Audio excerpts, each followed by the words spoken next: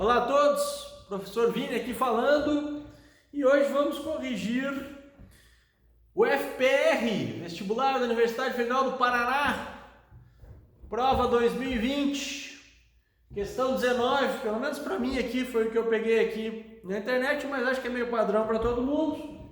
É uma questãozinha sobre Guerra Fria, ok? Nós vamos corrigir uma por uma.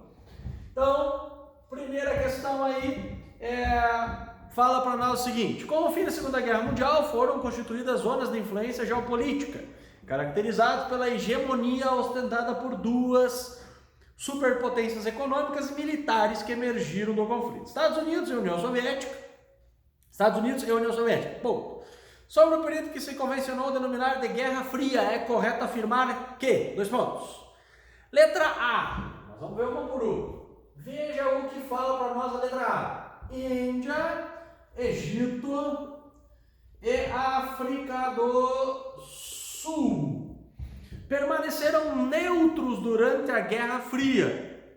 Verdade. Não se alinhando ao sistema bipolar. Verdade, mas vamos aprender. Essa aqui vai ser o gabarito, essa aqui vai estar certa. Mas vamos aprender para te entender, né? O objetivo é esse, a gente resolver para te compreender.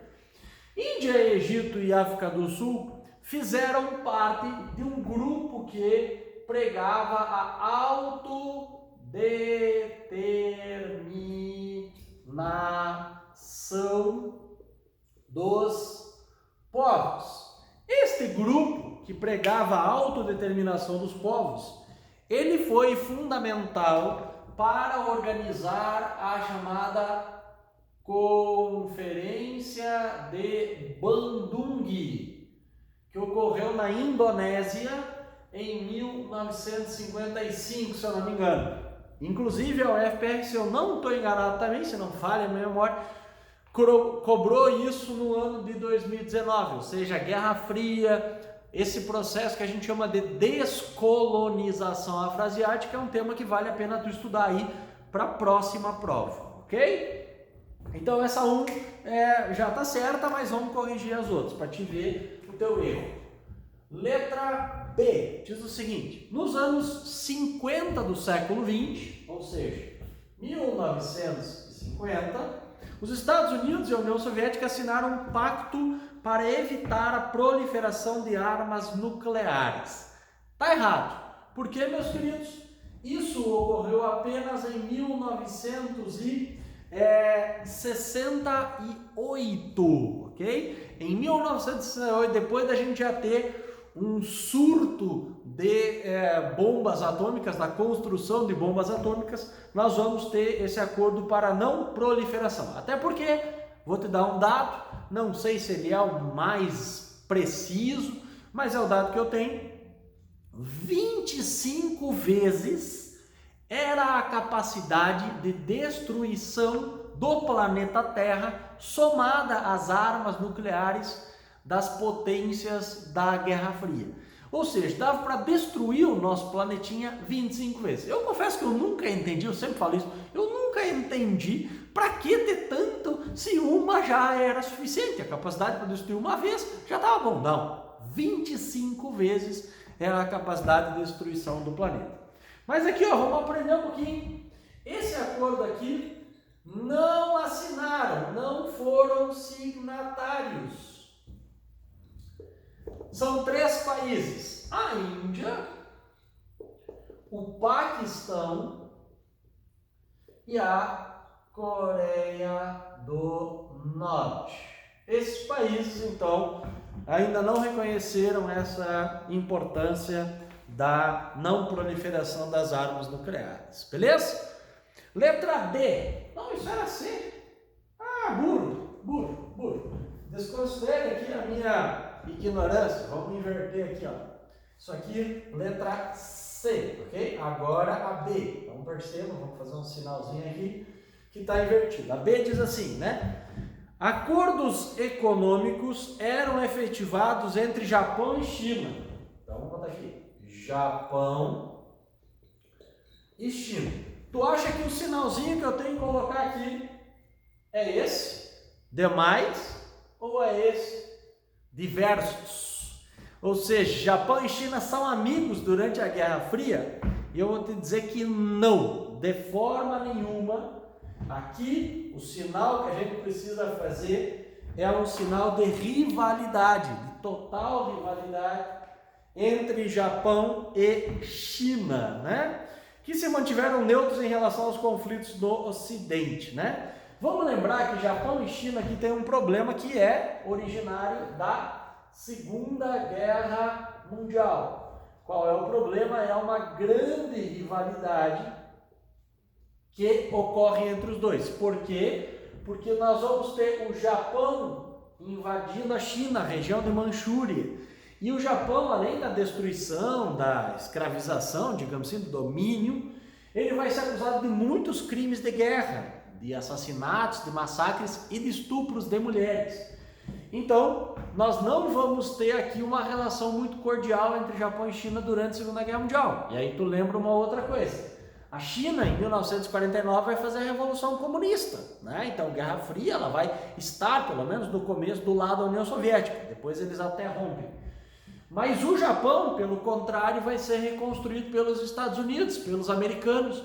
Então, a Ásia, ela vai ser um palco, né, da geopolítica mundial durante esse período da Guerra Fria. Então, portanto, essa questão aí também não pode estar certa.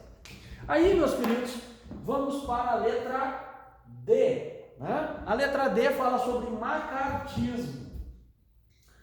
Macartismo. O que foi o macartismo? Macartismo deriva de Joseph MacArthur, que era um senador americano extremamente conservador que criou, né, uma ideologia que a gente chama de caça às bruxas. Caça às bruxas significa caça ao comunismo, né? E tu vai identificar que isso não é só brasileiro.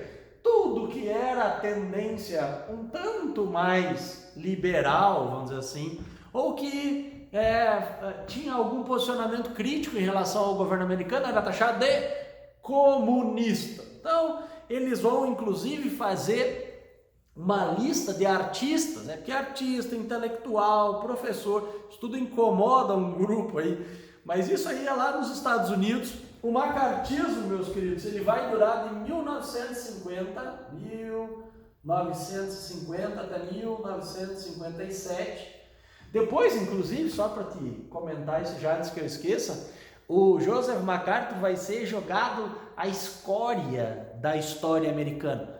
Por quê? Porque ele vai interferir num dos princípios básicos da democracia liberal americana, que é a liberdade de expressão. Ele vai criar aqui uma espécie de perseguição ditatorial, né, típica de governos autoritários, porque ele vai censurar, a ideia básica é essa, censura prévia em relação a artistas, professores e tal.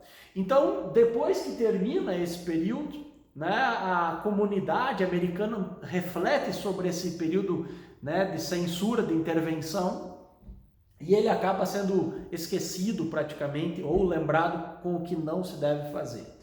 Mas eu ia te contar também que o macartismo está associado à chamada lista negra de Hollywood, porque os artistas então também foram perseguidos durante isso que a gente chama de macartismo. Então vamos ver o que diz ali.